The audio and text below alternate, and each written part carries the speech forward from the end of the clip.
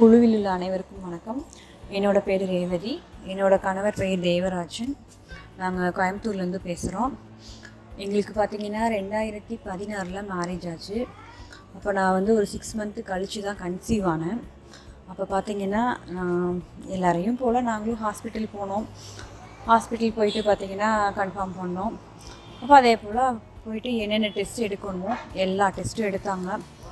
எல்லா டெஸ்ட்டும் எடுத்துகிட்டு கடைசியாக தைராய்டு இருக்குதுன்னு சொல்லிட்டு அதுக்கு டேப்லெட் 50 mg டேப்லெட்டும் கொடுத்தாங்க. அப்புறம் பார்த்திங்கன்னா எனக்கு ஃபஸ்ட்டு அந்த ஸ்கேன் செக் பண்ணுவாங்கள்ல, அந்த பேபி தானே வச்சு செக் பண்ணும்போது அந்த ஸ்கேன் பண்ணும்போது பார்த்திங்கன்னா எனக்கு அடி வயிற்றில் நல்லா அமுத்தி ப்ரெஸ் பண்ணாங்க. ஸோ நான் ஸ்கேன்னா இப்படி தான் இருக்கும் போல நினச்சிட்டு விட்டுட்டேன். அப்புறம் பார்த்திங்க அப்படின்னா நான் வீட்டுக்கு அந்த 2 days நம்ம டேப்லெட் எடுத்துக்கிட்டேன், அந்த தைராய்டு டேப்லெட் எடுத்துக்கிட்டேன்.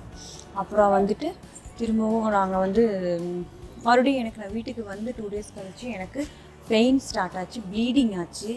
என்ன இப்படி ஆகுதுன்னு சொல்லிட்டு நாங்கள் திரும்பவும் ஹாஸ்பிட்டல் போனோம். ஹாஸ்பிட்டல் போனப்போ பார்த்திங்கன்னா அப்புறம் மறுபடியும் எனக்கு அந்த மாதிரி ஸ்கேன் பண்ணாங்க. இப்போ நான் அவங்கக்கிட்ட ஸ்கேன் பண்ணும்போது சொன்னேன், இந்த மாதிரி நீங்கள் அன்னைக்கு அமுத்தும் போதே ரொம்ப எனக்கு வலி ஆகிடுச்சு, இப்பயும் அந்த பெயின் ரொம்ப இதாக இருக்குது அப்படின்னா, அதெல்லாம் ஒன்றும் இல்லைங்க, அது அப்படி தாங்க இருக்கும், அப்படி தான் நாங்கள் ஸ்கேன் செய்வோம்னு சொல்லி அந்த சிஸ்டர் சொன்னாங்க. சரின்ட்டு நான் விட்டுட்டேன். அப்புறம் பார்த்தீங்கன்னா அப்போ சொன்னாங்க, ஸ்கேன் பார்த்துட்டு இல்லை குழந்தை அபார்ட் ஆகிடுச்சு, இது நீங்கள் அபார்ட் பண்ணுறது ரொம்ப நல்லது அப்படின்னு சொல்லிட்டு சொன்னாங்க. அப்போ அது பார்த்தீங்கன்னா எங்களுக்கு ரொம்ப கஷ்டமாக இருந்துச்சு. அப்போ அன்றைக்கே அட்மிட் ஆகிடுங்க அப்படின்னாங்க. அப்போ நாங்கள் அன்னையிலேருந்து அடுத்த நாள் ஃபுல்லாக அப்போ இருந்து எங்களுக்கு ரொம்ப அந்த அந்த ஒரு நாள் தான் நான் அந்த ஹாஸ்பிட்டலில் இருந்தேன். எனக்கு அந்த வலியும் வேதனையும் என்னால் ரொம்ப தாங்கிக்கவே முடியல. அப்போ அன்னைக்கு நாங்கள் முடிவு பண்ணோம், ஸோ அந்த வேதனையை அனுபவிக்கிறதுக்கு இனிமேல் நம்ம ஹாஸ்பிட்டல் பக்கமே நம்ம போகக்கூடாது அப்படின்ற பாடத்தை எங்களுக்கு அந்த ஹாஸ்பிட்டல் நல்லாவே கற்றுக் கொடுத்துருச்சு. அப்புறம் அது மட்டும் இல்லாமல் நாங்கள் அந்த ஹாஸ்பிட்டல்லேருந்து வரும்போது அவங்க செக்லாம் பண்ணிட்டு சொல்கிறாங்க, இன்னும் உங்களுக்கு 2 வருஷம் கழிச்சு தான் நீங்கள் குழந்தை பெற்றுக்கணும் அப்படின்னு சொல்லிட்டு சொல்கிறாங்க. ஏன்னா உங்கள் பாடி கண்டிஷன் அப்படி இருக்குது, 2 வருஷம் கழிச்சு தான் குழந்தை பிறக்கும், நீங்கள் அதுக்கு முன்னாடிலாம் இது பண்ணாதீங்க, ட்ரை பண்ணாதீங்க அப்படின்லாம் சொல்லி அனுப்பிச்சாங்க. அது எங்களுக்கு ரொம்ப கஷ்டமா இருந்துச்சு, என்னடா இது இப்படி சொல்றாங்களே அப்படின்னு சொல்லிட்டு. அப்புறம் நாங்கள் மறுபடியும் என்ன பண்ணோம், கொஞ்சம் ஒரு நார்மல் ஸ்டேஜுக்கு வந்தோம். இப்போ மறுபடியும் ஒரு 3 மந்த்து கழிச்சு நான் மறுபடியும் எப்பவும் போல இயல்பாகவே நான் திரும்பவும் கன்சீவ் ஆனேன். அப்போ தான் பார்த்தீங்கன்னா எனக்கு இந்த உறவினர் ஒருத்தர் மூலமாக அவர் சொன்னார், இந்த மாதிரி பஸ்லூர் ரஹ்மான் ஐயாவோட மீட்டிங் ஒன்று கோயம்புத்தூர்ல நடக்கும், நீங்கள் காலையில் 6 மணிக்கு ஸ்டார்ட் பண்ணுவாங்க, நீங்கள் போய் அந்த மீட்டிங் கலந்து போங்க, அதில் உங்களுக்கு ஏதாவது புரிதல் ஏற்படும், நீங்கள் அங்கே போய் பாருங்க எப்படின்னு எனக்கு சொல்லுங்க அப்படின்னு சொல்லி சொன்னார். சரின்னு சொல்லிட்டு அவர் சொன்னாருன்னு நாங்கள் போய் ஒரு 2 தடவை அவரோட மீட்டிங்கை போய் நாங்கள் அட்டன் பண்ணோம். அட்டன் பண்ணும்போது பார்த்தீங்கன்னா எங்களுக்கு அப்போதான் ஓ வீட்டில் இப்படி பண்ணலாம் நம்ம அப்படின்ற இது தெரிஞ்சுது. அப்புறம் நாங்கள் மறுபடியும் என்ன பண்ணோம், அப்போ அட்டன் பண்ணும்போது அதில் எங்களுக்கு கொஞ்சம் ஒரு புரிதல் கிடைச்சிது. அப்புறம் அங்கதான் நாங்கள் அந்த இறைவழியில் இனிய சுகப்பிரசவம் புக்கும் பெண்களே உங்களுக்காக புக்கும் அங்கே பார்த்து அவர் சொன்னார். அப்போ நாங்கள் வாங்கினோம். வாங்கிட்டு அங்கே நாங்கள் படித்தோம், ஃபுல்லாக படித்தோம் 2 பேரும். அந்த புக்கில் வச்சு எங்களுக்கு ஒரு தடவை படித்தோம், ஃபுல்லாக கொஞ்சம் ஒரு புரிதல் கிடைச்சிதுன்னு வைங்களேன். அப்போ அதில் அவங்க இருக்கிறவங்களோட ஃபோன் நம்பர்ஸ்லாம் கேட்டு அவங்கள்ட்ட ஃபோன் பண்ணி பேசி அவங்களோட அனுபவங்களை நாங்கள் கொஞ்சம் அவங்களோட அனுபவங்களை கொஞ்சம் எங்களுக்கு பகிர்ந்துக்கிட்டாங்க. அப்போ நாங்கள் அதன்படி கொஞ்சம் நடக்க ஆரம்பித்தோம். அப்போ அதே போல் அவங்களோட ஃபுட்டும் நாங்கள் அவங்க சொன்ன மாதிரி அந்த மாதிரியெல்லாம் நாங்கள் கொஞ்சம் எடுத்துட்டோம். அப்புறம் பார்த்தீங்கன்னா நாங்கள் இந்த ஃபிஷ்ஷு எனக்கு ரொம்ப பிடிக்கும், அது நல்லா சாப்பிட்டேன் ப்ரெக்னென்ட் டைமில். அதே போல் நான்வெஜ் நான் ஃபுல்லாக சாப்பிட்டேன். அது மட்டும் இல்லாமல் நான் சாப்பிட்டது எப்படின்னு பார்த்தீங்கன்னா, என்னோட பசியை உணர்ந்து சாப்பிட்டேன். தாகம், ஓய்வு, உறக்கம் இது எல்லாமே நான் ஒவ்வொன்றையும் உணர்ந்து அந்த டைமில் இருந்தேன். பசிச்சா மட்டும்தான் சாப்பிடுவேன். தூக்கம் எப்போ வருதோ சரி, எப்போனாலும் டக்குன்னு போய் படுத்துருவேன். வீட்லேயே யாரும் எதுவும் சொல்ல மாட்டாங்க. அப்போ நான் அந்த மாதிரி ஒரு இதில் இருந்தேன். இந்த மாதிரி இதை நாங்கள் ஃபாலோ பண்ணிட்டு இருந்தோம். அப்போ பார்த்தீங்கன்னா அப்போ இருந்த புரிதலில் எங்களுக்கு சரி அந்த பிறப்பு சான்றுக்கு வேண்டிய அந்த பிக்மி நம்பர் சொல்லுவாங்களா, அதுக்கு நாங்கள் அப்ளை பண்ண என்ன பண்ணோம், என்னோட ஹஸ்பண்டோட நேட்டிவ் திருச்சி. ஸோ நாங்கள் அங்கே போயிட்டோம் திருச்சிக்கு. அப்போ எனக்கு ஒரு 5 மந்த்ஸ் இருக்கும். 5 மந்த் இருக்கும்போது நாங்கள் திருச்சி போயிட்டு அங்கே போய் நாங்கள் பதிவு செஞ்சோம். பதிவு செய்யும்போது அவங்க கேட்குறாங்க, நீங்கள் டெலிவரிக்கு இங்கே தான் வருவீங்களான்னு கேட்டாங்க. இல்லை ஆமாம் இங்கே தான் வருவோம் அப்படின்னு சொல்லிட்டு நாங்க வந்து வந்துட்டோம். இங்க கோயம்புத்தூர் வந்துட்டோம். ஆனா அதுக்கப்புறம் நாங்க வந்து திருச்சிக்கு வந்து போவே கிடையாது. குழந்தை பொறந்து தான் நாங்க வந்து குழந்தை பொறந்து ஒரு 2, 3 டேஸ் கழிச்சு தான் நாங்க வந்து அவங்களுக்கு இந்த மாரி ஃபோன்ல இன்ஃபார்ம் பண்ணோம். குழந்தை இந்த மாரி பொறந்துருச்சுன்னு சொல்ட்டு. அதுவரைக்கும் நாங்க அங்க ரெஜிஸ்டர் மட்டும் பண்ணிட்டு வந்துட்டோம். வேற எந்த இன்ஃபர்மேஷனும் அவங்களுக்கு நாங்க தரவே இல்ல. அப்புறம் பார்த்தீங்கன்னா, எனக்கு 2018 மேல வந்து மே 24 அப்ப ஆ பார்த்தீங்கன்னா பெயின் ஆச்சு. ஒரு மதியம் ஒரு 2:30 மணி இருக்கும். நான் படுத்திருந்தேன். அப்ப வந்து டக்குனு பனிக்குடம் வந்து உடைஞ்சிருச்சு. எனக்கு அது தெரியல பனிக்குடம் தான்னு. அப்ப பார்த்தா அது ஓகே பனிக்குடம் தான் அப்படின்னு சொல்லிட்டு மாமியார் சொன்னாங்க.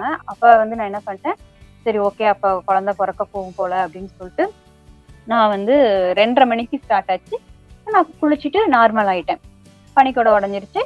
இப்ப பெருசா வலி அதெல்லாம் எதுவுமே இல்ல. நான் பாட்டுக்கு நார்மலா இருந்தேன். இவருக்கும் ஃபோன் பண்ணி வீட்டுக்கு வர சொல்லிட்டேன். நாங்க அமைதியா வீட்ல இருக்கோம். பார்த்தீங்கன்னா, நான் மறுபடியும் மணி 4 ஆச்சு. மணி 7 மணி ஆகும்போது தான் எனக்கு வந்து லேசா வலி வந்துச்சு. லேசா வலி வரும். நானும் பிரசவ வலி இப்படித்தான் இருக்குமோ, அந்த வலி எப்படி இருக்கும் அப்படின்னு பார்க்கறதுக்காக நாங்க வந்து ரொம்ப பூரிப்பா இருந்தோம். ஓ வலிக்காக காத்திருந்தோம் இப்படிலாம் இருக்குமான்ட்டு. ஆனா வலி எனக்கு பார்த்தீங்கன்னா, விட்டு விட்டு வந்துச்சு. விட்டு விட்டு வர ஆரம்பிச்சதும், ஓ! இதான் பிரசவ வலியா அப்படின்னு சொல்லிட்டு அந்த வலிய வந்து நாங்க உணர்ந்துகிட்டு இருந்தோம். அப்ப வந்து உணர்ந்து சந்தோஷப்பட்டுட்டு இருந்தோம். அப்ப வந்து அந்த நேரத்துல எங்களுக்கு இயற்கை வந்து ஒரு உதவி செஞ்சது. அது என்னன்னு கேட்டீங்கன்னா, மழை வந்துருச்சு. அப்ப நான் எவ்ளோ அ அந்த டைம்ல கத்துனாலும் பக்கத்துல யாருக்குமே கேட்காது. ஸோ அப்ப எங்களுக்கு அது ஒரு உதவியா இருந்துச்சு. அப்ப பார்த்தீங்கன்னா, நான் ஒரு 11 மணி இருக்கும். நைட் ஆயிடுச்சு. ஒரு 11 மணி போல தான் எனக்கு பெயின் வந்து ஃபுல்லா வந்துச்சு. ஃபுல்லா வர ஆரம்பிச்சது. அப்ப வந்து அப்பதான் வந்து ஓ! இதுதான் பிரசவ வலியான்னு சொல்லிட்டு அந்த வலி ஒவ்வொரு டைமும் வந்து போம்போது, அந்த குழந்தை தல திரும்புற உணர்வ வந்து என்னால ஃபுல்லா உணர முடிஞ்சது அந்த இடத்துல. அது என்ன சொல்றது? அது உணர்ந்தா மட்டும் தான் அது வந்து நமக்கு தெரியும். உண்மையிலேயே அது ரொம்ப சூப்பரா இருந்துச்சு அந்த இது. அப்ப வந்து குழந்தை தல கொஞ்சம் கொஞ்சமா திரும்பி, அப்பயும் வந்து எனக்கு ஒரு 2 மணிக்கு மேலயும் வந்து வலி விட்டு விட்டு போயிட்டு ரொம்ப நல்லா பெயின் பிடிச்சு அப்படிதான் இருந்தேன். அப்ப பார்த்தீங்கன்னா, அந்த நேரத்துல எனக்கு ஒரு சின்ன ஆசை வந்துச்சு. இது என்னன்னா, நான் சரி ஏன் நம்ம வீட்ல பெத்துக்கிறோம். நம்ம ஏன் நம்ம ஹஸ்பண்ட் மடியில வந்து உட்கார்ந்து குழந்தைய பெத்துக்க கூடாது அப்படிங்கும்போது, ஆ சரி ஓகே அப்படின்னு சொல்லிட்டு அவரு ஓகேன்ட்டாரு. அப்ப ஒரு 3 மணி இருக்கும். 3 மணி அப்படிங்கும்போது தான் வந்து எங்களுக்கு நல்லா பெயின் வந்து குழந்தை தல வெளிய வர ஆரம்பிச்சு, எங்களுக்கு வந்து ஒரு 13 மணி நேரம் கழிச்சு தான் வந்து பாப்பா வெளிய வந்தா. ஒரு அழகா குட்டி தேவதை வந்து எங்களுக்கு வந்து கிடைச்சா. இயற்கை வந்து எங்களுக்கு பரிசா கொடுத்துச்சு. இந்த நேரத்துல நான் அது கடவுளுக்கு வந்து ரொம்ப நன்றி சொல்றேன். இப்ப பாத்தீங்கன்னா, நாங்க வீட்ல குழந்தை பெத்துக்கிறோம் அப்படிங்கிறத வந்து யார்ட்டயுமே சொல்லல. ஃபர்ஸ்ட் எங்க மாமியார் வீட்டுக்கு சொன்னேன். அதுவும் டெலிவரிக்கு 1 மந்த்துக்கு முன்னாடி தான் சொன்னோம். அவங்க வந்து கொஞ்சம் பயந்தாங்க. வீட்லயா ஏன் இப்படி அப்படி இப்படின்னு சொல்லிட்டு பயந்தாங்க. அப்புறம் அவங்க சரி ஓகே இவங்க சொன்னா கேட்க மாட்டாங்கன்னு விட்டுட்டாங்க. ஆனா எங்களோட அம்மா வீட்ல நான் அதையுமே சொல்லல. நான் வந்து குழந்தை பொறந்து அடுத்த நாள் மார்னிங் தான் வந்து 3 மணிக்கு அவ பொறக்கறா. விடிஞ்சு 6 மணிக்கு தான் வந்து ஃபோன் பண்ணி இன்ஃபார்ம் பண்றோம். அப்ப வந்து அவங்க நம்பல. "இல்ல நீங்க பொய் சொல்றீங்க" அப்படின்னு சொல்லிட்டு. அவங்க வந்து ஒரு ஃபங்ஷனுக்கு கிளம்பிட்டு இருக்காங்க அப்ப. "இல்ல நீங்க பொய் சொல்றீங்க" அப்படின்னு சொல்லிட்டு சொன்னாங்க. "இல்ல" அப்படின்ட்டு மறுபடியும் ஒரு 1/2 அன் ஹவர் கழிச்சு திரும்பவும் நானும் ஃபோன் பண்ணி சொல்றேன். குழந்தை பொறந்துருச்சு. அதுவும் வீட்லயே பொறந்துருச்சுன்னா, அவங்கனால வந்து தாங்க முடியல. "என்ன வீட்லயே பொறந்துருச்சுங்களே" அப்படின்னு சொல்லிட்டு ரொம்ப ஷாக் ஆயிட்டாங்க. அப்புறம் வந்துட்டு அப்ப உடனே கிளம்பி வந்துட்டாங்க. அப்பதான் வந்து சொன்னாங்க. பக்கத்துல சொன்னோம். இந்த மாரி வந்து குழந்தை பொறந்தா யாருமே நம்பல. "என்ன சொல்றீங்க? இந்த காலத்துல இப்படியா?" அப்படின்னு சொல்லிட்டு. அப்ப வந்து ஒரு சிலர் வந்து நீங்க பொய் சொல்றீங்கன்னாங்க. ஆனா வந்து இப்ப குழந்தை அலற சத்தத்த கேட்டு தான் வந்து எல்லாம் ஓடி வந்து பார்த்தாங்க. "என்னது ஐயோ! நாங்களால நம்பவே முடியல" அப்படின்னு சொல்லிட்டு ஒரு சிலர் சொன்னாங்க, "நீங்க வந்து ரொம்ப ரிஸ்க் எடுக்குறீங்க. இது வந்து ரொம்ப ஆபத்துல போய் முடியும்" அப்படின்னு சொல்லிட்டு ஒரு சிலர் சொன்னாரு. ஒரு சிலர் சொன்னாங்க ரொம்ப சந்தோஷப்பட்டாங்க. "ஐயோ! எங்களுக்கு வந்து உங்கள பார்க்கவே ரொம்ப பொறாமையா இருக்கு. எப்படி இப்படி?" அப்படின்னு சொல்லிட்டு ரொம்ப சந்தோஷப்பட்டு சொன்னாங்க. "பொறாமையா இருக்கு எங்களுக்கு உங்கள பார்த்தா" அப்படின்லாம் கூட சொன்னாங்க. அது வந்து எங்களுக்கு ரொம்ப சந்தோஷமா இருந்துச்சு. அப்புறம் பார்த்தீங்கன்னா, நாங்க வந்து பாப்பாக்கு நஞ்சு கொடிய வந்து ஒரு 3 டேஸ் ஃபுல்லா வச்சிருந்தோம். அவ ஃப்ரைடே பொறக்குறான்னு சண்டே தான் நாங்க வந்து நஞ்சு வந்து கட் பண்ணணும் அப்படின்னு சொல்லிட்டு, அது எங்களோட டைமிங் பை காட்ஸ் கிரேஸ்ன்னு தான் சொல்லணும். எப்படின்னு பார்த்தீங்கன்னா, நாங்க ஒரு 10 மணி போல நஞ்சு சரி ஓகே ஃபுல்லா ட்ரை ஆயிருச்சு. நம்ம வந்து இன்னைக்கு கட் பண்ணிரலாம் அப்படின்னு சொல்லிட்டு, அந்த அன்னைக்கு 10 மணிக்கு நாங்க வந்து கட் பண்றோம். கரெக்டா 11 மணிக்கு வந்து பாத்தீங்கன்னா எங்க வீட்டுக்கு ஆட்டோ வருது. ஃபுல்லா நர்ஸுங்க வராங்க. நர்ஸு, ஒரு டாக்டரு எல்லாம் வந்துட்டாங்க. அப்புறம் பாத்தீங்கன்னா, அவங்களுக்கு எப்படி தெரிஞ்சது அப்படின்னா, நாங்க திருச்சியில இருக்க டாக்டருக்கு இன்ஃபார்ம் பண்ணோம். நர்ஸுக்கு வந்து இன்ஃபார்ம் பண்ணோம். அவங்க வந்து இவங்களுக்கு செட்டிப்பாளையம் அப்படின்றதுனால, செட்டிப்பாளையத்துல அவங்க சரவுண்டிங்க பார்த்து அவங்களுக்கு இன்ஃபார்ம் பண்ணி, அவங்க டைரக்ட்டா வீடு கண்டுபிடிச்சு இங்க வந்துட்டாங்க. அப்ப வந்துட்டு பாத்தீங்கன்னா, ரொம்ப சண்டை போட்டாங்க. "என்ன இப்படி இருக்கீங்க? இப்படிலாம் இருக்கக்கூடாது. நீங்க முதல்ல ஹாஸ்பிட்டல் கிளம்புங்க. உடனே கிளம்புங்க."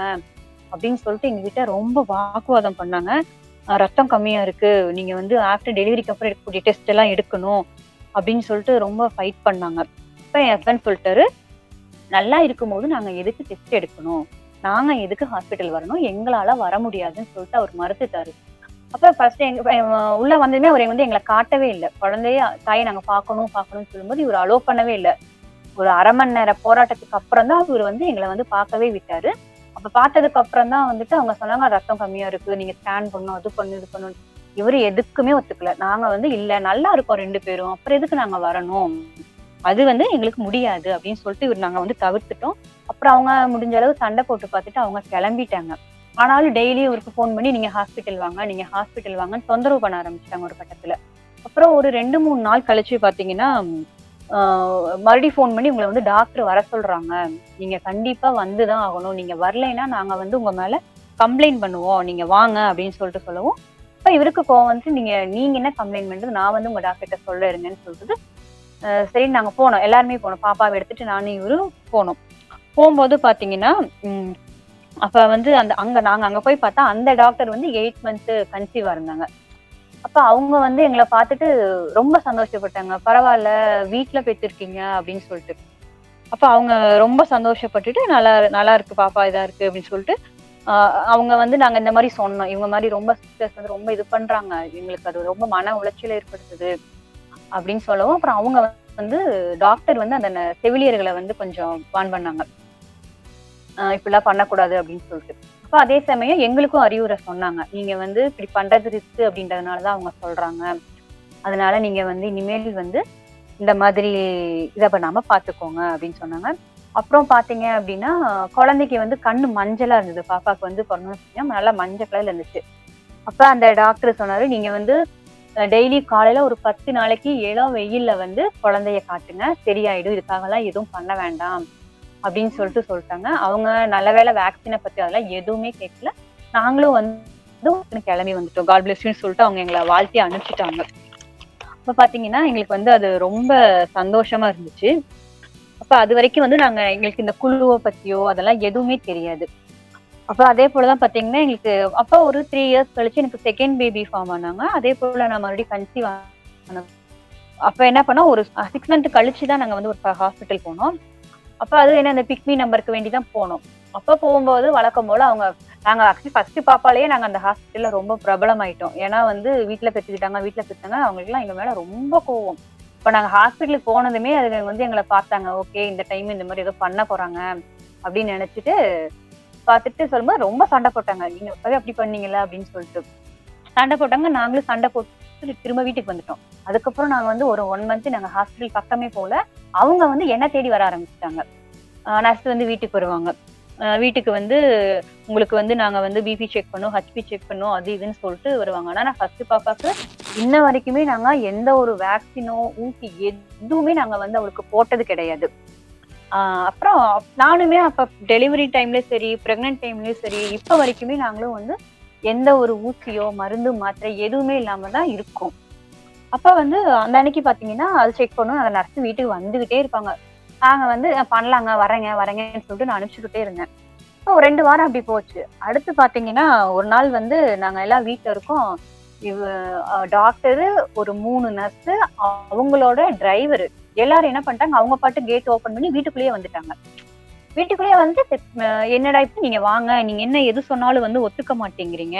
உங்களுக்கு வந்து பிளட் லெவல் ரொம்ப கம்மியா இருக்கு. நீங்க வாங்க பிளட் ஏத்தணும் உங்களுக்கு. உங்களுக்கு டேப்லெட்ஸும் நீங்க எதுவும் எடுத்துக்க மாட்டேங்கிறீங்க. உங்களுக்கு நாங்க தடுப்பூசி போடணும் வாங்க. நாங்க எது சொன்னாலும் நீங்க வந்து கேட்கவே மாட்டேங்கிறீங்க. நீங்க வந்து ரொம்ப உங்களோட இதுக்கு பண்ணிட்டு இருக்கீங்க. அப்படி இப்படின்னு சொல்லிட்டு ரொம்ப பேச ஆரம்பிச்சுட்டாங்க. அப்ப நான் என் ஹஸ்பண்ட்க்கு கால் பண்ணி குடுத்துட்டேன். நீங்களே பேசிக்கோங்க அப்படின்னு சொல்லிட்டு. அப்ப வந்து கோவிட் டைம் அப்படின்றதுனால இவங்க என்ன பண்ணாங்க, என் ஹஸ்பண்ட் கிட்ட வந்து பேச ஆரம்பிக்கும் போது இவர் வந்து அவங்க கிட்ட நிறைய கேள்வி கேட்டாரு.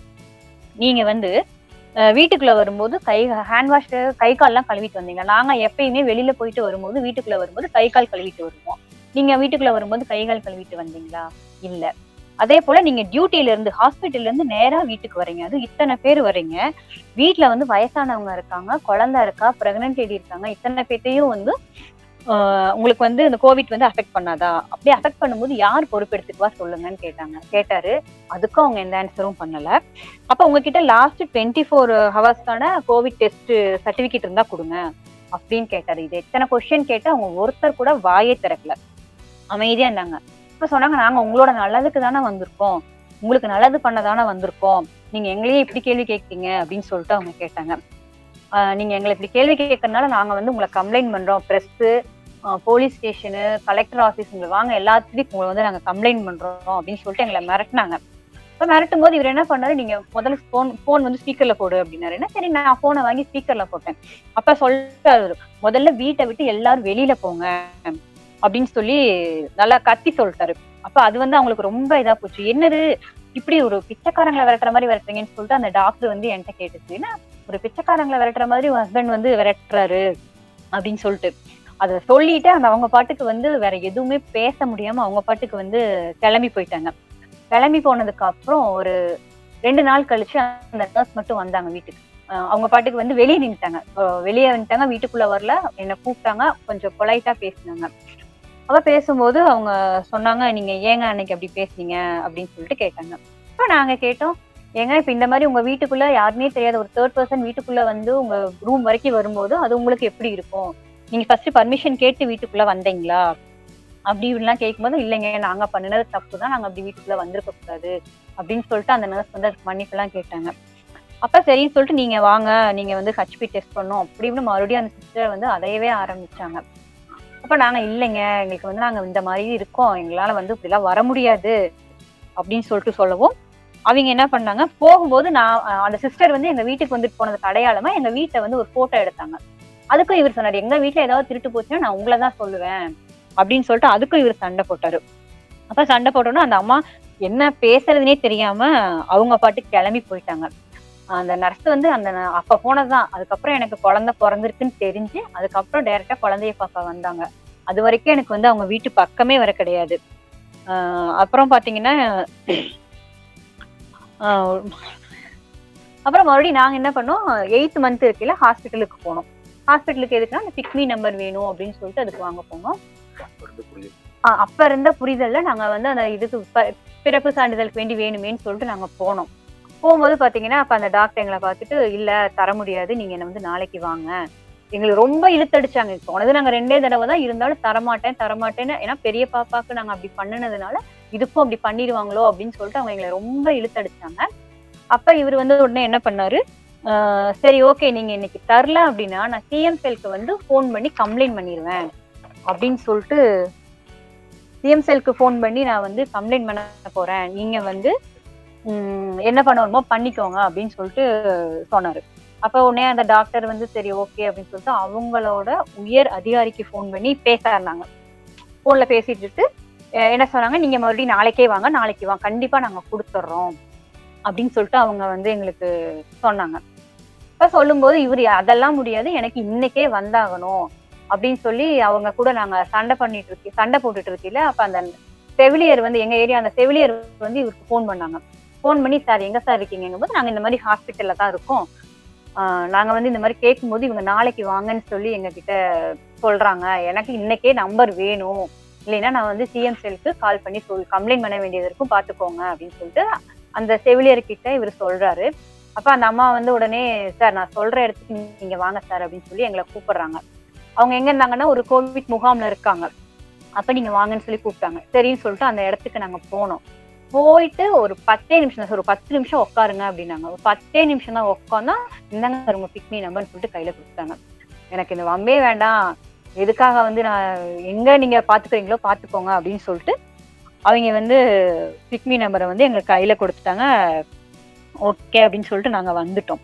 இப்ப பாத்தீங்கன்னா சின்ன பாப்பாவுக்கு வந்து பாத்தீங்கன்னா எனக்கு பிப்ரவரி 2021 பிப்ரவரியில வந்து அவ டெலிவரி வந்துச்சு. அப்ப வந்து பாத்தீங்கன்னா ஒரு மார்னிங் ஒரு 3 மணி போல எனக்கு வலி வந்துச்சு.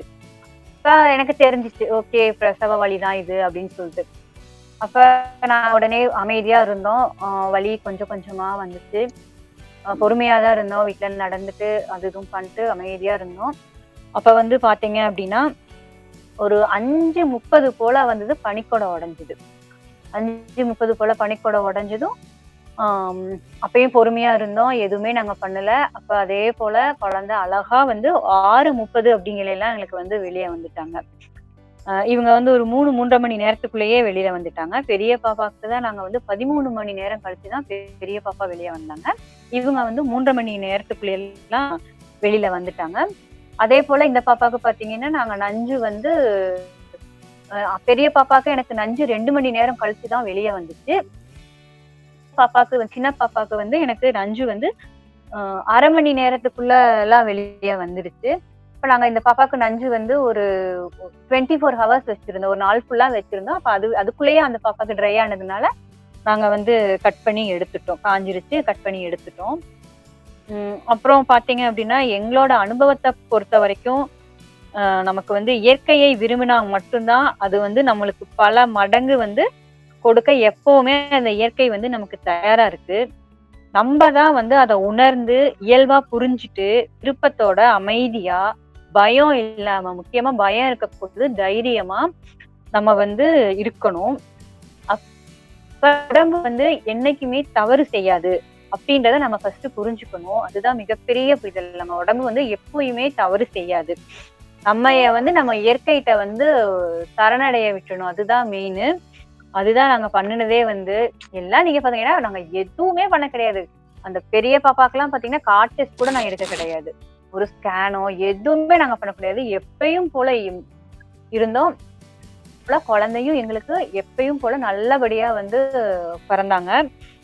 ஆ அப்புறம் பாத்தீங்கன்னா, இந்த பெண்களே உங்களுக்காக இறைவழியில் இனிய சுகப்பிரசவம், உடலின் மொழி இந்த 3 புத்தகத்தையும் வந்து நல்லா திரும்ப திரும்ப படிங்க. கண்டிப்பா வந்து படிச்சீங்க அப்டின்னா, உங்களுக்கு வந்து ஒரு நல்ல புரிதல் ஏற்படும். கண்டிப்பா நல்ல புரிதல் ஏற்படும். இப்ப நம்ம உடம்பு வந்து தவறு செய்யாது அப்டிங்கிறத நம்ம வந்து கண்டிப்பா புரிஞ்சுக்கணும். இப்ப நம்ம கர்ப்பப்பையில வந்து இயல்பா, இயற்கையா உருவாகுற ஒரு குழந்தை, அதோட வளர்ச்சி முடிஞ்சதும், இயல்பா, இயற்கையா கண்டிப்பா அது வந்து வெளிய வரும். கண்டிப்பா அது வந்து வெளிய வருங்கிறது ஒரு அசைக்க முடியாத உண்மை. அத வந்து நீங்க வந்து நம்பணும் ஃபர்ஸ்ட்டு. அந்த அசைக்க முடியாத உண்மைய நீங்க நம்புங்க. அப்படி நம்புனீங்க அப்படின்னா, உங்களுக்குள்ள கண்டிப்பா ஒரு புரிதல் ஏற்படும். ஆ அப்ப எங்களோட அனுபவத்துல இருந்து உங்களுக்கு ஏதாவது கேள்விகள் இருந்தா நீங்க கேளுங்க. சின்ன பாப்பாக்கு வந்து பாத்தீங்கன்னா, 2 சர்டிபிகேட்டும் வந்து ஒரு 3 மந்த் எங்களுக்கு கிடைச்சிருச்சு. அது மட்டும் இல்லாம பாத்தீங்கன்னா, இந்த வீட்ல பொறக்கிற குழந்தைங்கள நீங்க பாத்தீங்க அப்டின்னா, கண்டிப்பா அவங்க அவங்க செய்யற செயலா சரி, அவங்க சிந்திக்கிறது எல்லாத்துலயுமே மத்த குழந்தைங்களுக்கு இவங்க கண்டிப்பா மாறுபடுறாங்க. இது நான் வந்து நேரடியா கண்கூட பார்த்தேன். என்னோட தங்கச்சி குழந்தை அவங்க 2 பேர் தங்கச்சி குழந்தை பாத்தீங்கன்னா ஹாஸ்பிட்டல்ல. இவளுக்கும் அவளுக்கும் 1 மந்த் டிஃபரெண்ட் வரும். ஆனாலும் 6 மந்த் டிஃபரெண்ட் வரும். ஆனாலும் பாத்தீங்கன்னா, அவ செய்யறதுக்கும், இவ செய்யறதுக்கும் எனக்கு நெறைய டிஃபரன்ஸ் தெரியுது.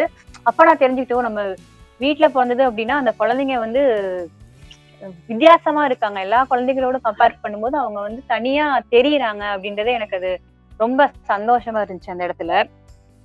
ஆ உங்களுக்கு ஏதாவது கேள்விகள் இருந்தா நீங்க கேட்கலாம். அந்த கேள்விகளுக்கு முன்னாடி நான் சில விஷயங்கள் வந்து பகிர்ந்துக்கிறேன். தேவராஜன் பேசுறேங்க. இதே மாரி எங்க வீட்ல 2 மரட்டி குழந்தைங்க. என் தங்கச்சி வீட்ல 1 மரட்டி குழந்தை. தங்கச்சி நாத்தனாருக்கு 2 மரட்டி குழந்தைங்க. மொத்தம் 5 குழந்தைங்க வந்து பார்த்தீங்கன்னா, என் குடும்பத்துல இருக்காங்க. இந்த விஷயத்த வந்து உங்கள்ட்ட எல்லாத்துக்கும் நான் சொல்றதுல சந்தோஷப்படுறேன்.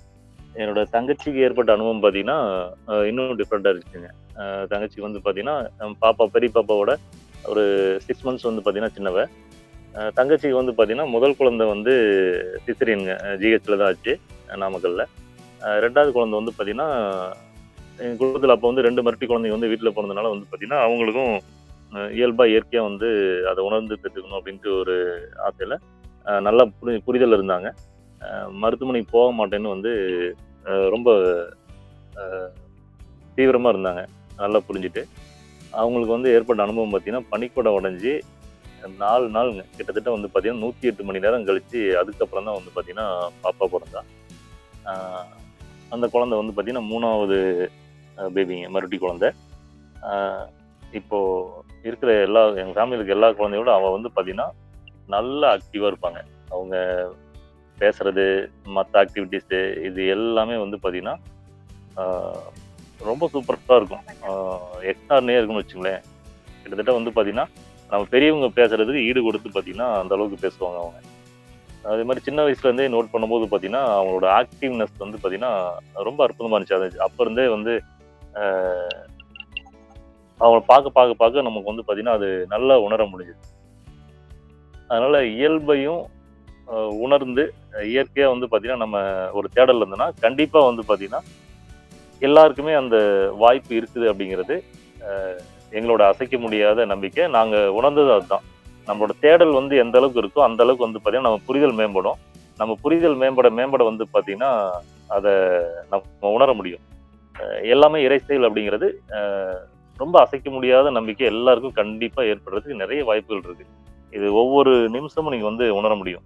அந்த குழந்தை வளர்ச்சி வந்து பார்த்தீங்கன்னா, நீங்க வீட்ல இருந்து நீங்க அதோட வளர்ச்சிய பார்க்குறது, அ உணர்வுபூர்வமா அனுபவிக்கும்போது வந்து பார்த்தீங்கன்னா, அ ஒவ்வொரு மாதங்களும் வந்து பார்த்தீங்கன்னா, உடலில் ஏற்படுற மாற்றங்கள், அப்புறம் அந்த 5வது மாசம், 6ஆம் மாசம், 7வது மாசத்துல வந்து பார்த்தீங்கன்னா, சிறு சிறு அசைவுகள் தெரியறதெல்லாம் வந்து பார்த்தீங்கன்னா, அவங்க உணர்ந்து சொல்றது. அப்புறம் அந்த 8வது மாசத்துக்கு அப்புறம் வந்து பார்த்தீங்கன்னா, அவங்க கை அசைக்கிறது, கால் அசைக்கிறது, இதெல்லாம் நம்ம வீட்ல இருந்து வந்து பார்த்தீங்கன்னா, மருத்துவமனைக்கு போகாம இருந்து நாங்க அவ்ளோ என்ஜாய்ஃபுல்லா இருக்கும் அது. அந்த டைம் வந்து பார்த்தீங்கன்னா. அ சில நாட்கள் வந்து பார்த்தீங்கன்னா, அ காத்திருப்போம். அ இரவு வந்து பார்த்தீங்கன்னா, 9 மணி, 10 மணி, 11 மணி அந்த டைம்ல வந்து பார்த்தீங்கன்னா, வாட்ச் பண்ணிட்டே இருப்போங்க. திடீர்னு வந்து பார்த்தீங்கன்னா, கை, கால் அசைக்கிறது அதெல்லாம் பார்த்தீங்கன்னா, ரொம்ப அற்புதமா இருக்கும். இதெல்லாம் வந்து இப்ப இன்னொன்னு அவங்களுக்கு புடிச்ச பாடல்கள்லாம் வந்து கேட்கும்போது வந்து பார்த்தீங்கன்னா, உள்ளுக்குள்ள வந்து துள்ளி விளையாடுவாங்க. வயிறு வலிக்கிற அளவுக்கு வந்து பார்த்தீங்கன்னா, கை, கால் அசைக்கிறது. இதெல்லாம் ரொம்ப அற்புதமான அனுபவங்கள். இது எந்த மருந்து, மாத்திரைகள், ஊசிகள் எதுவும் இல்லாதப்போ வந்து பார்த்தீங்கன்னா, இது ரொம்பவே உணர முடிஞ்சது. எங்களோட அனுபவமா இருந்துச்சு. இது எல்லாருக்கும் கண்டிப்பா வந்து கிடைக்கிறதுக்கு நெறைய வாய்ப்பு இருக்கு. ஒவ்வொருத்தரும் அந்த உணர்தல் வந்து முக்கியம். அந்த கூர் உணர்வு வந்து பார்த்தீங்கன்னா, நம்ம எந்தவித ரசாயனங்களோ, ட்ரக்கோ, அ ஊசிகளோ இல்லாம இருக்கும்போது, அத ரொம்ப உணர முடியும் அப்படிங்கிறது எங்களோட அனுபவங்க. 2 பாப்பாவுக்குமே அந்த மாரி உணர்ந்திருக்கோம். முதல் பாப்பா வந்து பார்த்தீங்கன்னா, 2 கிலோ 800 கிராம் இருந்தா. அ நாங்க இந்த மாரி சொன்னாங்க இல்லைங்களா மனைவி, இந்த மாரி டாக்டர் சண்டை போட்டப்போ போனோம் வந்து பார்த்தீங்கன்னா, எவ்வளோ வெயிட் இருக்காங்கன்னு நம்ம வீட்ல கூட தெரியாதுங்க. இப்போ அப்ராக்ஸிமேட்டா இவ்வளோ இருப்பாங்கன்னு நெனைச்சோம். ஒரு சூப்பர் மார்க்கெட்ல வரும்போது தெரிஞ்ச ஃப்ரெண்டோடதுங்க. அங்க ஒரு ஜெராக்ஸ சும்மா வச்சு பார்த்தோம். வரும்போது. அதுவும் பார்த்தீங்கன்னா, ஒரு 3வது நாளோ, 4வது நாளோ அப்போ வந்து அந்த வெயிட் இருந்தாங்க. 3வது பாப்பா வந்து பார்த்தீங்கன்னா, நல்லா இவங்க ஃபுட் வந்து பார்த்தீங்கன்னா, நல்லாவே இஷ்டத்துக்கு ஏன்னா 2வது குழந்தை அப்படிங்கிறது பார்த்தீங்கன்னா, நல்லா கொஞ்சம் அனுபவம் ஏற்பட்டுச்சு. எதெல்லாம் வந்து விருப்பப்படுறாங்களோ, அது எல்லாமே நல்லாவே சாப்பிட்டாங்க. பார்த்தீங்கன்னா, பாப்பா 3,400 இருந்தாங்க. 3,400 இருந்தே வந்து பார்த்தீங்கன்னா, ரொம்ப இயல்பா ஒரு 3, 3 1/2 மணி நேரத்தில வந்து பார்த்தீங்கன்னா, வெளியில வந்துட்டாங்க. அதனால இந்த உணவு அப்படிங்கிறதுல அ இயற்கையா பழங்கள் வந்து அ எடுக்கும்போது ரொம்ப நல்லா இருந்துச்சு. இவங்க கொஞ்சம் நான்வெஜ் வந்து கொஞ்சம் அப்பதான் சாப்பிட ஆரம்பிச்சு பழக்கி வச்சிருந்தேன். அதனால அப்பப்போ கொஞ்சம் எடுத்துக்கிட்டாங்க. அ அப்ப இருந்த புரிதல்ல வந்து பார்த்தீங்கன்னா, தேவைப்பட்டுச்சு. சரி ஓகே நல்லா சாப்பிடட்டும் அப்படின்னு சொல்லி நானும் வந்து எதுக்குமே வந்து ரொம்பலாம் ரெஸ்ட்ரிக்ஷன் பண்ணலைங்க. அவங்களுக்கு புடிச்சத வேணுங்கிறத அவங்களுக்கு தோன்றதெல்லாம் வந்து வாங்கி வாங்கி குடுத்துட்டே இருந்தேன். இது இது வேணுமா? அது வேணுமா? எல்லாமே பார்த்தீங்கன்னா, கொஞ்சம் லிமிட்டாவே. ரொம்ப அதிகமாவோ அந்த மாரிலாம் இது பண்ணல. என்ன தேவையோ அந்த டேஸ்ட் மட்டும் கிடைச்சா கூட போதும். அப்படிங்கிற மாரிலாம் வாங்கி குடுத்துட்டு இருந்தேன். மேக்ஸிமம் வந்து பழங்கள் தான் அதிகமா வந்து கன்சியூம் பண்ணிட்டு இருந்தாங்க. 3வது, 4வது மாசத்துலலாம் வந்து பார்த்தீங்கன்னா, ஒரு 5 மாசம் வரைக்குமே நல்லாவே வாந்தி வந்து வந்துட்டே தான் இருந்துச்சு. ரசம் வச்சாங்கன்னா வந்து பார்த்தீங்கன்னா, அவங்களால நிக்க முடியாது. ரசம் வச்சாங்கன்னா போயிட்டு ஒரு 1/4 மணி நேரத்துக்கு மேல வாந்தி எடுப்பாங்க. ரசம் வைக்கிறதுக்கு மட்டும் வேற யார்ட்டயாவது ஒப்படைச்சுட்டு ஓடிருவாங்க. வெளியில போயிருவாங்க, இல்ல மாடிக்கு போயிருவாங்க. அந்த மாரிலாம் சிம்ப்டம்ஸ் இருந்துச்சு. அப்புறம் இந்த சுவைகள் வந்து பார்த்தீங்கன்னா, எப்பப்ப என்னென்ன சுவைகள் தேவைப்படுது அப்படிங்கிறத உணர்ந்து கேட்கும்போது, நம்ம அதுக்கு தகுந்த மாரி கண்டிப்பா ஃபீட் பண்ணும்போது, ரொம்ப நல்லா இருந்துச்சு. அது கரெக்டா வந்து அவங்களுக்கு ஃபுல்ஃபில் ஆகுறது உணர முடிஞ்சுது. உடம்பு வந்து கேட்கறத வந்து பார்த்தீங்கன்னா, இந்த மாதிரி நம்ம கரெக்டா குடுத்தோம் அப்படின்னா, இயல்பா இருக்க முடியும் அப்படின்னு. ஃபர்ஸ்ட் பாப்பா கூட வந்து பார்த்தீங்கன்னா, ஸ்டார்ட்டிங்ல வந்து பார்த்தீங்கன்னா, மத்தவங்கலாம் கவனிச்சு வந்து பார்த்தீங்கன்னா, ரொம்ப அதிகமா வந்து பார்த்தீங்கன்னா, வேலை செஞ்சுக்கல. ஆனா 2வது பாப்பாலாம் ரொம்ப ஃப்ரீயா தான் இருந்தாங்க. அந்த டைம்ல வந்து பார்த்தீங்கன்னா, ஒரு என்னோட தங்கச்சிக்கு மேரேஜ் இருந்துச்சு. அந்த டைம்லலாம் மேரேஜ் டைம்ல வீட்டு பக்கத்துல தான் பண்ணோம். அந்த கோவிட் டைம் அப்படின்னால வீட்டு பக்கம் தான் நடந்துச்சு. எல்லா வேலையும் இழுத்து போட்டு பண்ணிட்டு இருந்தாங்க. அவங்க தான் பண்ணிட்டு இருந்தாங்க. வயித்துல 6 மாசத்து குழந்தை. அ அத பண்றது, இத பண்றது அப்படின்னு வெயிட் தூக்குறதுலேருந்து எல்லா வேலையும் நார்மலா பண்ணி எனக்கு கூட கொஞ்சம் இதா இருந்துச்சு. வயித்துல குழந்தைய வச்சுட்டு இவ்வளோ வேலை செஞ்சுட்டு இருக்காங்கன்னு சொல்லிட்டு இதா இருந்துச்சு. அப்புறம் சரி ஓகே இயல்பா இருக்காங்க. அவங்களால முடியுது செய்றாங்கன்னு சொல்லிட்டு நானும் வந்து இது பண்ணிக்கல. அ அந்த டைம்ல ஆனா ஒரு டைம் அந்த வேலையெல்லாம் செஞ்சதுக்கு அப்புறம் பார்த்தீங்கன்னா, அடுத்த நாள் வந்து இப்ப லைட்டா கொஞ்சம் ப்ளீடிங் இருந்துச்சு அப்படின்னாங்க. அப்போ கொஞ்சம் லேசா வந்து பார்த்தீங்கன்னா, ஒரு பயம் இருந்துச்சு. ஒரு 10 டேஸ் வரைக்கும் இருந்துச்சு. லைட்டா வந்து பார்த்தீங்கன்னா, கொஞ்சம் கொஞ்சமா இருந்துச்சு. அ அப்புறம் ஆட்டோமேட்டிக்கா அதுவே வந்து ஸ்டாப் ஆயிருச்சு. சரி எங்களோட புரிதல் வந்து பார்த்தீங்கன்னா, கண்டிப்பா வந்து உடம்பு தவறு பண்ணாது அப்படிங்கிற புரிதல் இருந்ததுனால, நாங்க பெருசா வந்து அதுக்கு ஒரி பண்ணிக்கல, பயந்துக்கல. ஆட்டோமேட்டிக்கா அதுவே வந்து பார்த்தீங்கன்னா, ஸ்டாப் ஆச்சு. குழந்தையோட மூவ்மெண்ட்டுக்கு வந்து பார்த்தீங்கன்னா, எந்த தொந்தரவும் இல்லாம நார்மலா அந்த மூவ்மெண்ட்ஸ்லாம் வந்து கரெக்ட்டா இருந்ததுனால, நாங்களும் வந்து பெருசா ஒரி பண்ணிக்கல. இயல்பா உணர்ந்து இயற்கையா அதோடயே அப்படியே நாங்க டிராவல் பண்ணிட்டோம் அப்படியே. அ இது எங்களுக்கு கிடைச்ச வந்து ஒரு சிறப்பான அனுபவம். அதனால இதுல என்ன எங்களோட புரிதல் அப்படின்னா, அ இயற்கைய நம்புனீங்க அப்படின்னா, கண்டிப்பா வந்து கைவிடப்பட மாட்டீங்க. உங்களுக்கு மெயினா வந்து பயம் இருக்கக்கூடாது. அந்த உடம்ப பத்தி புரிதல் வந்து அதிகமா வந்துருச்சு அப்படின்னா, பயம் இருக்காது. தேடல்களும் உங்களுக்கு இருந்துகிட்டே இருக்கும். என்னன்னு சொல்லிட்டு சின்ன சின்ன விஷயங்களா தான் இருக்கும். அத பத்தி தேடி தேடி தெரிஞ்சுக்கும்போது, உங்களுக்கு கண்டிப்பா வந்து ஒரு பயமற்ற நிலை வந்து கிடைக்கும்.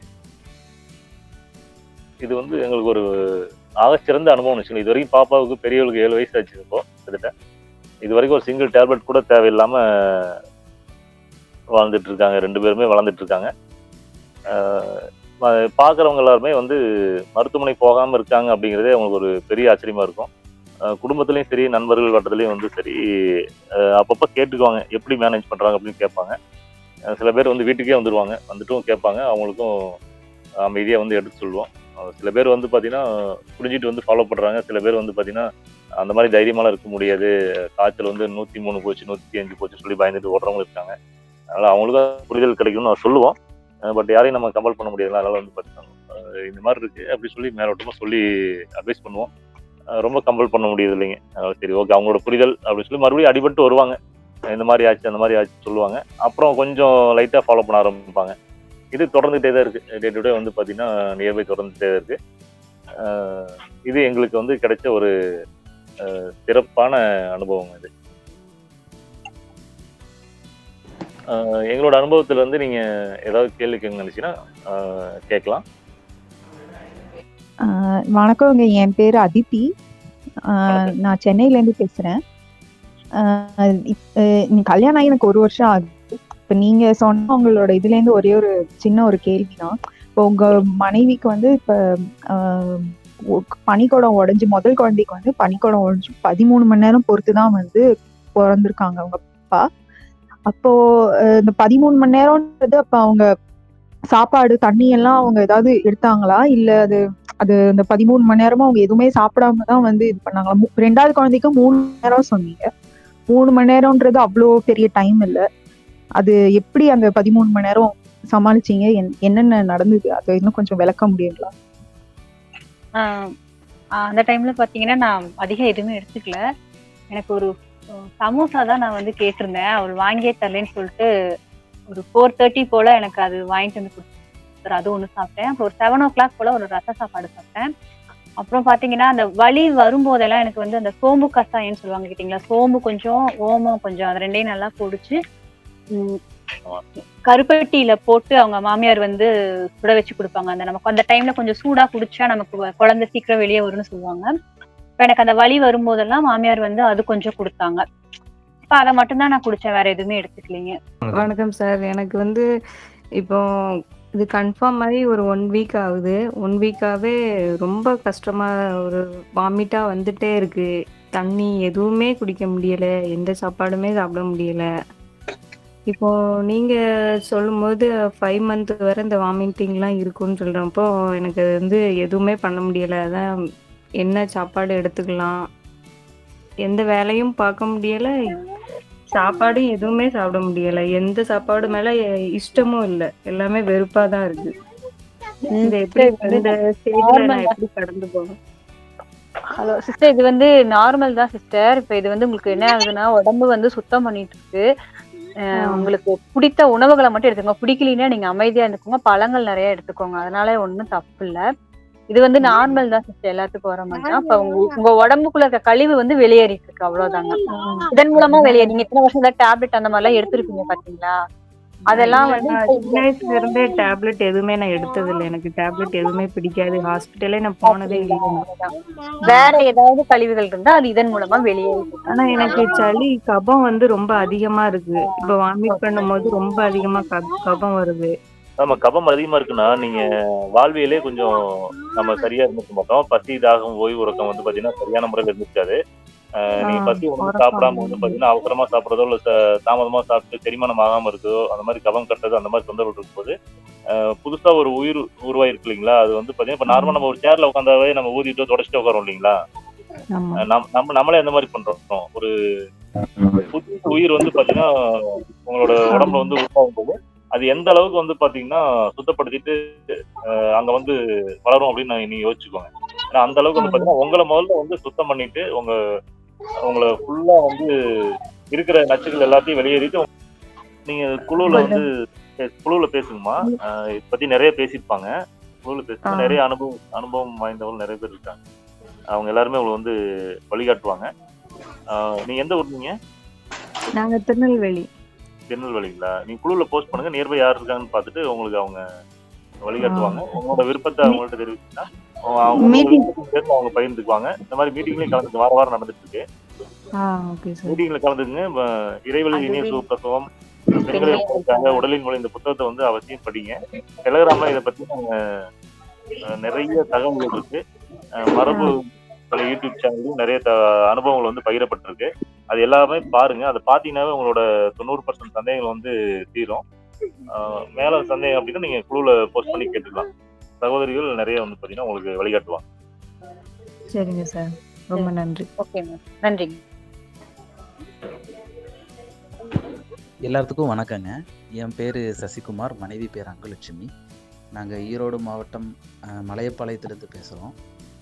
எங்களுக்கு இப்போ தான் 1 மாதம் ஆச்சுங்க ஆண் குழந்தை பிறந்து. ஹாஸ்பிட்டலில் தான். ஒய்ஃபுக்கு வீட்டில் பெற்றுக்கிறதுல கொஞ்சம் பயம் இருந்ததுனால அவங்கள வற்புறுத்தக்கூடாது அப்படின்னு சொல்லிட்டு ஹாஸ்பிட்டல்லையே நாங்கள் டெலிவரி முடிஞ்சுது. எந்த ஒரு தடுப்பூசியும் மருந்து மாத்திரையும் போடலை. இப்போ ஒரு 2-3 நாள் முன்னாடி கூட குழந்தைக்கு கொஞ்சம் சளி மாதிரி பிடிச்சிருந்துச்சு. ரொம்ப பயந்துட்டாங்க. அப்புறம் ஆர்லி அவங்கக்கிட்ட நான் ஃபோனில் பேசினேன். நல்லா வழி காட்டினாங்க. இப்போது குழந்தை கொஞ்சம் சளியிலேருந்து அப்படியே மீண்டு வந்துட்டுருக்கான், நல்லா இருக்கான். தாய்மார்கள் வந்து எப்படி உணவை கொஞ்சம் ஃபாலோ பண்ணணும், குழந்தைக்கு சின்ன சின்ன உடல் உபாதைகள் இந்த மாதிரி வரும்போது அதிலிருந்து எப்படி மீண்டு வர்றதுங்கிறது யாராவது சொன்னீங்கன்னா கொஞ்சம் உதவிகரமாக இருக்கும். ரொம்ப இதுக்கு முன்னாடி பேசினவங்ககிட்ட பேசினதை கேட்டோம். ரொம்ப ஹெல்ப்ஃபுல்லாக இருந்துச்சு. அவங்க எல்லாத்துக்கும் நன்றி சொல்லிக்கிறோம். ஒய்ஃபும் பக்கத்தில் தான் இருக்கு. அப்படிங்க அவங்கள பேச முடியாத சூழ்நிலை, குழந்தைய கையில் வச்சுருக்காங்க. அதனால தான் நான் பேசுகிறேன். கொஞ்சம் இது சம்மந்தமாக அறிவுரை சொன்னீங்கன்னா ரொம்ப உதவிகரமாக இருக்கும். நன்றிங்க. நல்லதுங்க. இது சம்மந்தமாகவும் சகோதரிகள் நிறைய வந்து அட்வைஸ் பண்ணியிருக்காங்க. அதில் அவங்களோட அனுபவம் வந்து பகிர்ந்துருக்காங்க. குழந்தையோட பசியை உணர்ந்து நீங்கள் வந்து உணவு கொடுத்தது, அதை கொஞ்சம் சரி பண்ணி மற்ற விஷயங்கள் சரி பண்ணிங்கனாவே வந்து பார்த்தீங்கன்னா இது தவிர்க்கலாம். இது வழிகாட்டில் வந்து நிறைய குழுவில் இருக்குங்க. குழுவில் இருக்கிற விஷயங்கள் பாருங்கள். குழுவிலையும் நீங்கள் நேரடியாக கேளுங்க. சகோதரி வந்து கேட்க சொல்லுங்கள். அவங்களுக்கு வழிகாட்டல் பிடிக்கும். ஏற்கனவே பகிரப்பட்ட அனுபவம் நிறைய இருக்கு இது தொடர்பாக. நீங்கள் டெலிகிராம்ல அதாவது ஒரு நிமிஷம். அதாவது என்னன்னா, இப்போ என்னன்னா இவங்க என்ன நினைக்கிறாங்க, சகோதரிகள் எல்லாருமே குழந்தைங்க வந்து அழுதாலேன்னு சொல்லிட்டு அது பசிக்காக அப்படி நினச்சி பால் புகட்டுற மாதிரி தான் இப்போ இருக்குது. குழந்தையும் அவங்க என்ன பண்ண ரொம்ப கட்டாயப்படுத்தியுமே அந்த அழுகை நிறுத்துறதுக்காக அந்த பால் புகட்டும் போது அது அம்மாவோட அரவணைப்பில் இருக்குது. இன்னொன்று சில குழந்தைங்களாம் வேறு வழியே இல்லாமல் பால் குடிக்கிற சூழல் தான் இருக்குது. ஏன்னா தண்ணி கொடுக்கறது இல்லை. ஏன்னா அவங்களுக்கு தண்ணி கொடுக்கக்கூடாதுன்னு சொல்லிட்டு அறிவுரை சொல்லப்படுது. அதனால் தண்ணி கொடுக்கறது இல்லை. அப்போ நம்ம தொடர்ந்து குழுவில் நம்ம சொல்லிகிட்டே இருக்கிறோம். குழந்தை வந்து எல்லாம் அதோட குழந்தை மொழியே வந்து அழுகை தான். ஒரு கொசு கடிச்சாலோ யாராவது வந்து நல்லா குழந்தைய தூக்கலை அப்படின்னாலே வந்து குழந்தை சினுங்கும் அழதான் செய்யும். இப்போ எல்லாத்தையுமே வந்து நம்ம பசி அப்படின்னு நினைக்கக்கூடாது. இன்னொன்று என்னென்னா, ஒரு சிலருக்கு வந்து அதாவது வீட்டிலேயே குழந்தை பெற்றுக்கிட்டாலும் சில அறிவு எப்படி புகட்டப்படுதுன்னா, குழந்தை வந்து 2 மணி நேரத்துக்கு ஒருக்கா பால் கொடுக்கணும், காலை வந்து அப்படியே குழந்தைக்கு அந்த எழுப்பி பால் கொடுக்கணும், அந்த மாதிரிலாம் வந்து தவறான ஒரு பழக்கங்கள் இருக்குது. அது வந்து அவசியம் இல்லை. நம்மளே மாதிரி தான், பசிக்கு உணவு, தாகத்துக்கு தண்ணீர் அப்படிங்கிற மாதிரி குழந்தை அழும்போது அரவணைப்பாக வச்சுக்கிட்டு முதல்ல வந்து தண்ணி கொடுக்கணும் குழந்தைக்கு. தண்ணி கொடுக்கும்போது தண்ணியுமே வந்து அந்த சங்கடையில் கொடுக்கக்கூடாது. சங்கடையில் கொடுக்கும்போது நேரடியாக தொண்டைக்கு மருந்து ஊற்றுற மாதிரி நீங்கள் ஊற்றிடுறீங்க, அதுவும் செய்யக்கூடாது. நீங்கள் விரல் நுனியிலே தொட்டு வைக்கலாம். தேவையாக இருந்துச்சுன்னா அழகாக அந்த குழந்தை வந்து அந்த நாக்கை வச்சு அந்த தண்ணியை சப்பி எடுத்துக்கும். வேண்டாங்கும் போது அந்த அழகாக உதட பிதிக்கி நமக்கு காட்டி கொடுத்துரும். அதுக்கப்புறமும் அந்த குழந்தை அழுதுச்சு அப்படின்னா அதுக்கப்புறம் அரவணைப்பாக வச்சு நம்ம வந்து பால் புகட்டலாம். இப்படி செய்யும்போது அந்த குழந்தையோட செரிமானம் சீராக இருக்கும். அப்போ எப்பவுமே அப்புறம் இன்னொரு பழக்கம், ஒரு வாட்டி யூரின் போயிட்டா உடனே பால் கொடுக்கறது அப்படி அல்ல. குழந்தையோட பசி, அது பசிக்காக அழுதா, யூரின் போய் அழுதா, மோஷன் போய் அழுதா, தண்ணிக்காக அழுதா அப்படிங்கிற மொழியை வந்து அந்த தாய் வந்து அழகாக வந்து கண்டுகொள்ளலாம். அதுக்காக தான் நம்ம சொல்கிறது. குழந்தைக்கும் அம்மாவுக்கும் உள்ள அந்த பாண்டிங்கே அதுதான். அழகாக வந்து நம்ம புரிஞ்சிக்கலாம். எல்லா நேரமுமே பாலுக்கான நேரம் கிடையாது. இப்போ இரவு நேரம் பார்த்தீங்கன்னா, இப்போ நாங்கள்லாம் வந்து அந்த சிஸ்டத்தெலாம் அப்படி கொண்டோம். குழந்தைங்கள நல்லா இருக்கும். நைட்டு ஒரு 9 மணிக்கெலாம் பால் குடிச்சு தூங்குனாங்கன்னா அவங்க பாட்டு தூங்குவாங்க. இடையில ஏதாவது யூரின் போனால் சினுங்குவாங்க. அப்போ துணியை மாற்றி விட்டு தண்ணி தேவைப்பட்டால் கொடுக்கலாம், தேவையில்லைன்னா அதை கூட விட்டுடலாம். திருப்பியும் தூங்கிடுவாங்க. விடியகாலம் 4-5 மணிக்கு திருப்பி எழுந்திரிச்சு திருப்பி பால் குடிப்பாங்க. இப்படியே அழகாக அந்த பழக்கத்தில் கொண்டுடலாம். இதே குழந்தை வந்து ஒரு 7-8 மாதம்லாம் ஆகி நல்லா விவரம் தெரிஞ்சதுக்கப்புறம் அந்த தாயோட அரவணைப்பு தேவையாக ரொம்ப அதிகமாக விரும்பும். ஆண் குழந்தையாக இருந்தால் ரொம்பவே அதிகமாக விரும்பும். அப்போ சும்மாவே கூட வாய் வச்சுட்டுலாம் இருப்பாங்க. அப்போ நம்ம அதை கூட நம்ம யோசிக்க வேண்டாம். இந்த மாதிரி வந்து நம்ம புரிஞ்சுக்கணும். குழந்தை வந்து ஏன் அழுறாங்க அப்படின்னு புரிஞ்சுக்கிட்டாலே வந்து நம்ம சரியாக வழிவகை கண்டுடலாம். அதுக்காகத்தான் வந்து பெரியவங்க வந்து 40 நாள் வந்து தாயோட உணவுமே வந்து ரொம்ப பக்குவமாக கொடுப்பாங்க. ரொம்ப கசகசன்னு எடுத்துக்க வேண்டாம், இந்த எண்ணெயில் முக்கி எடுக்கிற ஐட்டங்கள் எடுத்துக்க வேண்டாம் அப்படின்னு சொல்கிற காரணம் அதுதான். ஏன்னா குழந்தைக்கு அந்த செரிமானம் சீராகணும் இல்லையா, அதனால தான் பக்குவமாக உணவு எடுத்துக்கோங்க அப்படின்னு சொல்கிறது. நம்மளும் கசகசன்னு சாப்பிட்டுட்டு குழந்தைக்கு எப்போ பார்த்தாலும் அழும்போதெல்லாம் அதை பாலை கொடுத்து கஷ்டப்படுத்தக்கூடாது. இதை நம்ம புரிஞ்சுக்கணும். கபம் கட்டுது அப்படின்னாலே வந்து உடனே வந்து தாய் செய்ய வேண்டியது ஒரு நாள் ரொம்ப எளிமையான ஆகாரம் எடுத்துக்கிட்டாலே வந்து குழந்தைக்குமே அது நல்ல சீரான மாற்றம் வந்து கிடைக்கும். நல்லது, உங்களுக்கு தேவையான விளக்கம் கிடைச்சிருக்குன்னு நினைக்கிறேன். அடுத்த கேள்வி.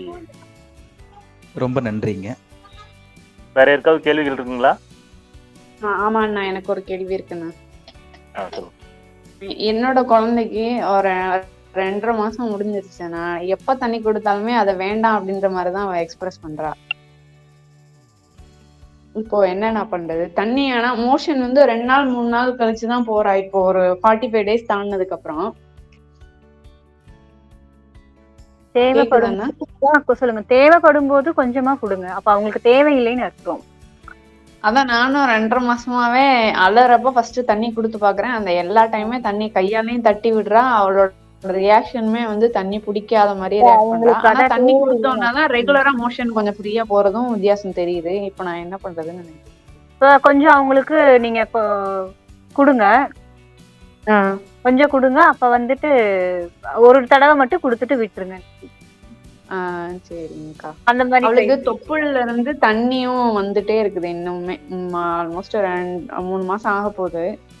ஓகேங்க. தொப்புள்ள இருந்து லைட்டா அந்த பிசு பிசுன்னு ஒரு மாதிரி அந்த கசிவு இருந்துட்டே இருக்குது இன்னும். அதனால எந்த தொந்தரவும், அவ பொண்ணு ஆரோக்கியமா இருக்காங்க. குழந்தை வீட்டுல பிறந்த குழந்தைங்களா? அது வீட்டுல பிறந்ததுதான். சரி சரி.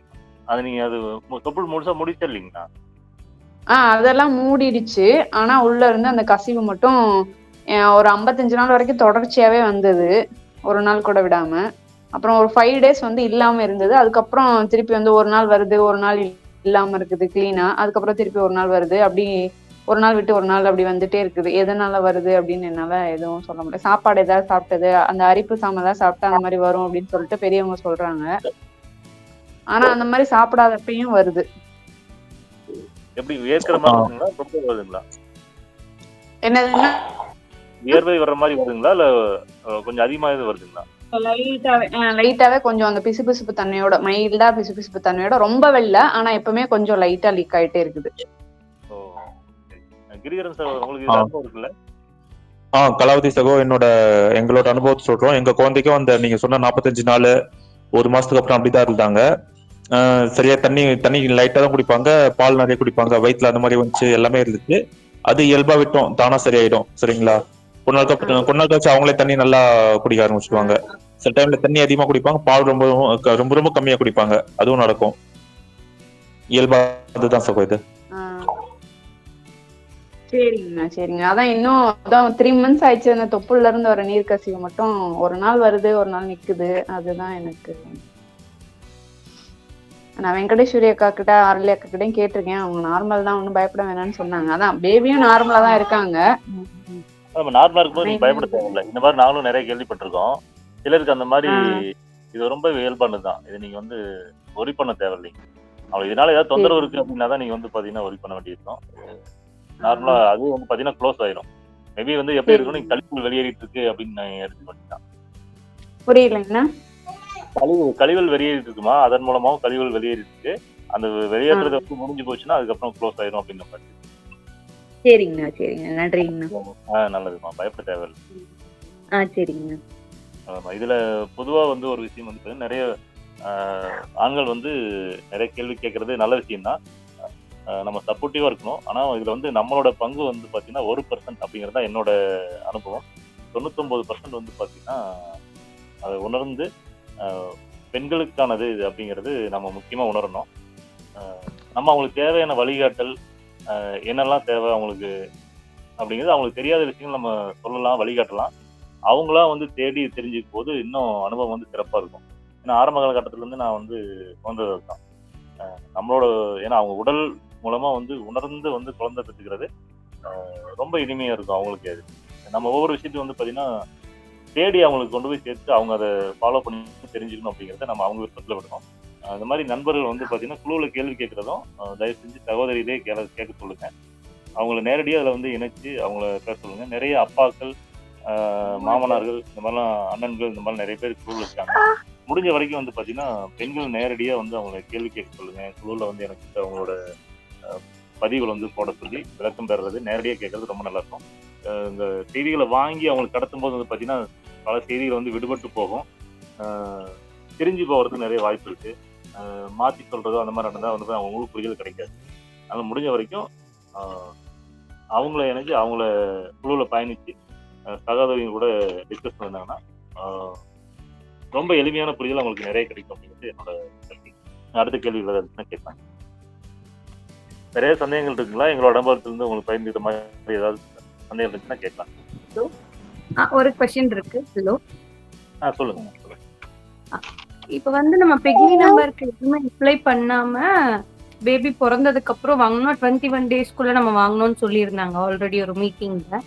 பட் யாராவது அனுபவம் இருக்கா அது ரிலேட்டடா? யாராவது இருந்தா ஷேர் பண்ணுங்க. நிறைய அனுபவங்கள் இருக்குமா? 21 daysல நம்ம இன்ஃபார்ம் பண்ணணும். இன்ஃபார்ம் பண்ண வேண்டியது நம்மளோட கடமைங்க. அது பதிவு பண்ணாமலும் நிறைய பேருக்கு வந்து பாத்தீங்கன்னா வீட்டுல குழந்ததுக்கு அப்புறம் வாங்கிட்டு இருக்காங்க. இப்போ அந்த மாதிரி நிறைய நிகழ்வுகள் இருக்கு. எங்களுக்கு வந்து அப்ப இருந்த புரிதல் வந்து பாத்தீங்கன்னா சரி வாங்கி வச்சுக்கோமே அப்படின்னு சொல்லிட்டு, அப்போ முதல் குழந்தை வந்து நாங்க அப்ப இருந்த புரிதல்ல பதிவு பண்ணி வாங்கினோம். 2வது குழந்தைக்கு வந்து பாத்தீங்கன்னா எப்படி ஃபேஸ் பண்ணணும் அப்படிங்கிறது தெரியும். முதல் குழந்தை பிறந்தப்ப எங்களுக்கு குழுவோட வழிகாட்டலோ நண்பர்களோ இங்க யாரும் இல்லை.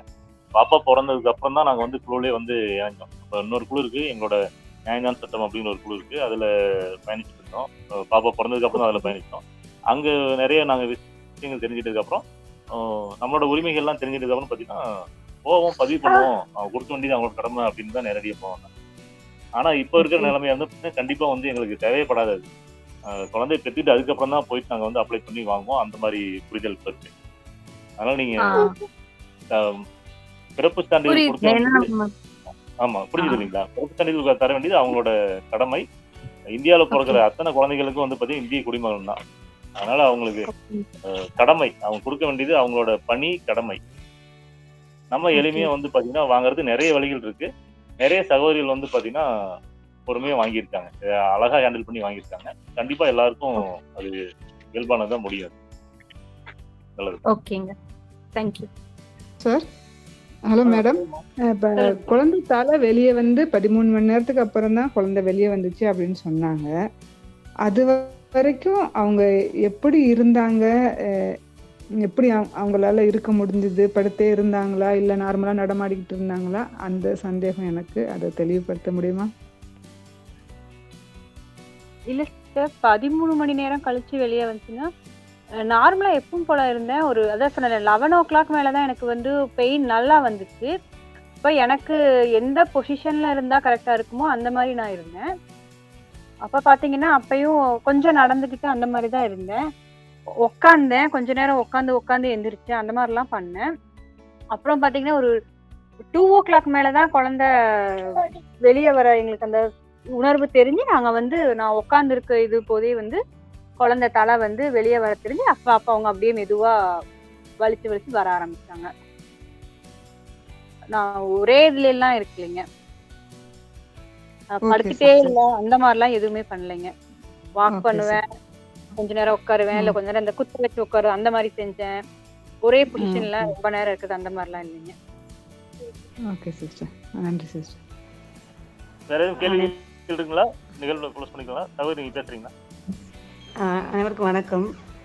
சிறப்பாக இப்போ இந்த 1 மணி நேரத்தில் அவங்களோட அனுபவத்தை தம்பதிகள் அழகாக பகிர்ந்துக்கிட்டாங்க.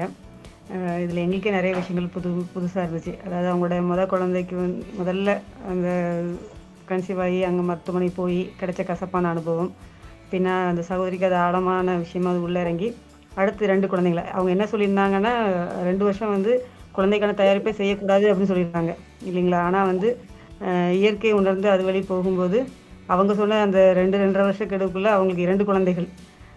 இது இன்னைக்கு தான் இந்த விஷயம் எங்களுக்கே தெரிஞ்சுக்கிட்டோம். சிறப்பு. ரொம்ப அழகாக ரொம்ப உணர்வுபூர்வமாக அவங்க கடந்து வந்த பாதையை வந்து சொன்னாங்க. இப்போ ரேவதி சகோதரி சொன்ன விஷயத்துலேருந்து அந்த இயல்பு அப்படிங்கிற விஷயத்தை ரொம்ப அழுத்தமாகவே அவங்க பதிய வச்சாங்க. நான் அதை உணர்வாக கடந்துக்கிட்டேன், எனக்கு ஒரு விஷயமும் உணர்த்தப்பட்டுச்சு அப்படின்னு. இப்போ அப்படி இருக்கனால அவங்களோட 2 குழந்தைகளுமே வந்து சிறப்பாக வளர்த்தி எடுத்து வந்துட்டு இருக்கிறாங்க. இப்போ இந்த மாதிரி தான் நமக்குள்ள வந்து இந்த பகிர்வுகள் வந்து இன்னொருத்தருக்கு ஊக்கமாகவும் ஒரு பயம் இல்லாமல் பதட்டம் இல்லாமல் கடந்து வர்றதுக்கும் இந்த மாதிரி அனுபவங்கள் கலந்துடல் வழி நம்ம செஞ்சிட்ருக்குறோம். தம்பதி சகிதமாக அவங்களோட நேரத்தை நமக்கு இன்னைக்கு கொடுத்ததுக்கு வந்து பாராட்டுகளும் வாழ்த்துக்களும். ரொம்ப அருமையாக இருந்தது. 2 பேருக்கும் நன்றி. இனி தொடர்ந்து ஏதாவது கேள்விகள் இருந்துச்சுன்னா இதில் வந்து நீங்கள் பதிவு பண்ணுங்கள். தொடர்ச்சியாக சகோதரிகள் வந்து அதுக்கான பதில் கொடுப்பாங்க. நிறைய பேர் என்ன நினைக்கிறாங்கன்னா ரெக்கார்டிங் வருது நம்ம அப்போ கேட்டுக்கலாம். அது வந்து புதுசாக இணைறவங்களுக்காக தான் அந்த ரெக்கார்டிங் நம்ம வச்சிட்ருக்குறோம். இப்போ பார்த்தீங்கன்னா இப்போ நிறைய புதுசாக இன்றைக்கி கேள்விகள் கேட்டாங்க. 2 சகோதரர்கள் கேட்டாங்க, அவங்களோட மனைவிக்காக. சகோதரியுமே உள்ள வந்து கேட்டாங்க. நீங்கள் எந்த குழுவில் பயணிச்சுட்டு இருக்கீங்களோ அந்த குழுவில் வந்து உங்கள் பெயரை போட்டு கொஞ்சம் அறிமுகப்படுத்திக்கோங்க. நம்ம தொடர்ந்து பேசலாமா? சகோதரி ஒருத்தவங்க திருநெல்வேலியிலேருந்து பேசினாங்க.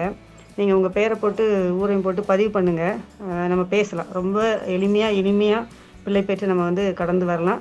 உங்கள் ஊர் பக்கங்கள்லேயே நிறைய சகோதரிகள் இருப்பாங்க, அவங்கள நேரில் சந்திக்கக்கூடிய வாய்ப்பு கூட நம்ம ஏற்படுத்திக்கலாம். நல்லதுங்க. அனைவருக்கும் நன்றிங்க. நன்றிங்க. வாய்ப்புக்கு கொடுத்ததுக்கு அனைவருக்கும் நன்றி. மிக்க நன்றிங்க. மகிழ்ச்சிங்க. என்னோட அனுபவத்தை பயந்துட்டோம். நிறைய கேள்விகளாலும் என்ன தெரிஞ்சுக்கணும் அப்படிங்கிறதையும் நாங்கள் கொஞ்சம் உணர்றதுக்கு ஒரு வாய்ப்பாக இருக்குது. மிக்க நன்றி. நன்றிங்க அனைவருக்கும்.